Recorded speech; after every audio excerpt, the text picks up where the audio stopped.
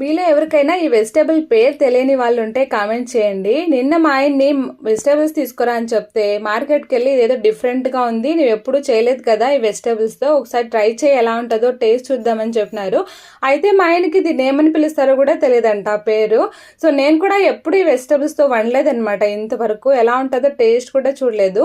అయితే దీన్ని మా ఏరియాలో సీమ్ వంకాయ అని పిలుస్తారు. సో దీంతో నాకు ఎట్లా చేయాలో తెలియక యూట్యూబ్లో కూడా సర్చ్ చేసినాను. ఎక్కువ మసాలాలు వేసే చేసినారు. సో నాకు ఎందుకు కొంచెం డిఫరెంట్గా చేయాలనిపించేసేసి ఒక 2 ఆనియన్, కరివేపాకు, పచ్చిమిరపకాయలని చిన్నగా కట్ చేసుకొని పోపు వేగినాక ఒక 2 టమాటోలు వేసి టమాటోలు మగ్గిచ్చేసేసి కట్ చేసిండే సీమంకాయ ముక్కలు, ఇంకా నానపెట్టుకోండే పెసరపప్పు, సాల్ట్, తర్వాత కారం పొడి, కొంచెం పచ్చి కొబ్బరి, కొన్ని నీళ్ళు వేసేసి ఒక 15 నిమిషాలు లో ఫ్లేమ్లో ఉడికినాక దీంట్లోకి చింతపండు రసము, కొత్తిమీరతో గార్నిష్ చేసి ఇంకో 2 నిమిషాలు ఉడికిచ్చేసినాను.